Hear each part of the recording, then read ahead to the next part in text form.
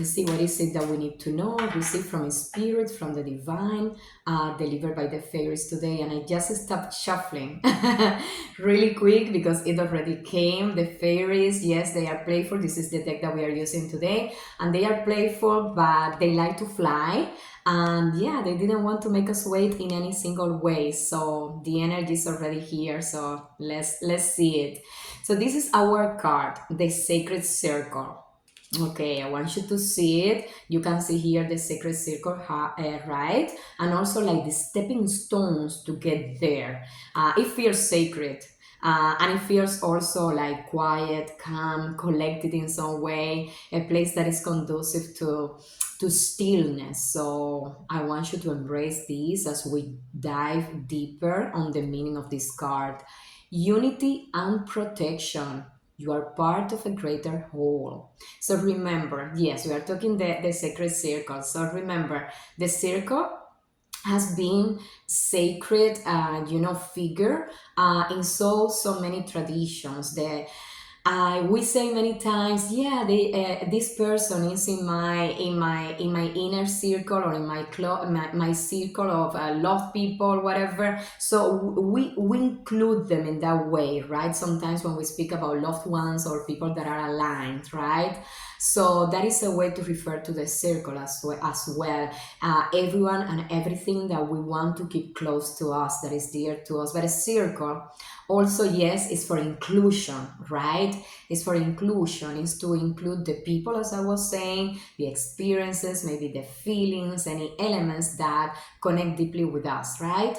But it's also to live outside in some way what is not, what doesn't serve us, what we uh, don't want it to enter our area, right? So it serves also as a protection in some way. So external forces that are not good for us cannot enter. So in some way, in a circle, we feel protected, and that is also why in so many magical traditions, the circle has been used as a way to protect ourselves. There are many ways to do it. One way is, put salt in a circle around us, and in that way we are protected, right? And we protect from external energies that could be harmful. So yeah, that is a way. There are many ways, but definitely the circle is a very magical figure. There are many other ways that is used in traditions, and just making some examples. Here, of course, we are talking about being sacred. So we are talking about something dear. We are talking about being included here, right? What I love and I feel here, what is coming to me, is that to get to the sacred circle, in some way, we need to go through some stepping stones. It's not a complicated journey, but it requires that we walk some kind of path, that we ascend on that path, in the sense that we learn, right, through experiences, through emotions, and also that we are determined to continue, right? So but that path is there, and it's easy for us to get it if we want to, if we want to enter, and it seems and it feels that we are already there. So I like this idea of that we are going through or we went through an initiation to get here, right? Like going through stepping stones in some way. And I feel that the spirit is recognizing at this point for all of us that because of this work that we have been doing, yes, our spiritual work, also our material work that has brought us here and has been a lot, in some way we are now allowed to get to the sacred circle. It's in some way, as I feel it for all of us now, it's a reward, right? It's a recognition that now you can enter it. Not, yes, it could be in some way exclusive, but most importantly, we were not ready before, right? So hence the stepping stones, hence the learning curve, the process to improve ourselves, to learn things, to walk different, let's say, a path that we needed to take to get here. But now that we are here, the beautiful thing is that the spirit is telling us that we are not alone. And we should always know that, because at the end of the day, we are never alone. We should always remember that spirit, the universe, the divine, is always with us, right? But sometimes, yes, I understand that we forget. But the thing is that now there is confirmation. There is confirmation with this card, with this message of unity and protection. It means you are not alone, because Besides, now you know, my dear child, that I'm always with you, that we are not separate, that this separation is, it's a delusion of the mind. Um, because of course through incarnation you have forgotten that you're a soul, that you come from me, that you're a spark from me, so there is always unity. At the same time, spirit is also telling us that right now the energy is for us to be more able to be and to find like-minded people, community like this one here, right? To support each other, to be with people that think that in some way, not always exactly what we think, but about the same things that we think.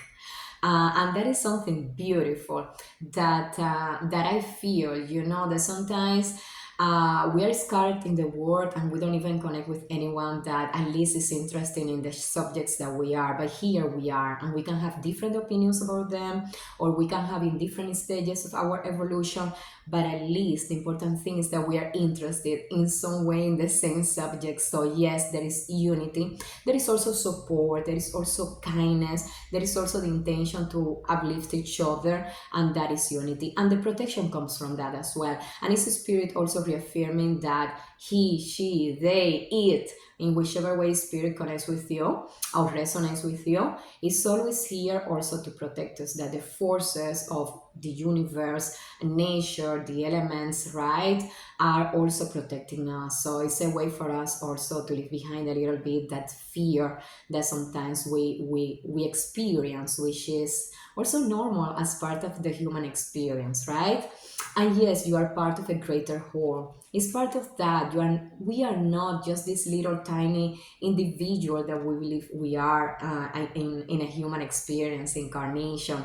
We are more than that. Starting by being, as I was saying, a spark from a spirit, a soul, and part of the divine as well. We are also part of a community where we live, right? Like here, a community that can and should support each other, and yeah, that's beautiful also. So yes, there is something greater, there is something bigger spiritually that we belong to, that is always with us, and that we also create effects and ripples on that.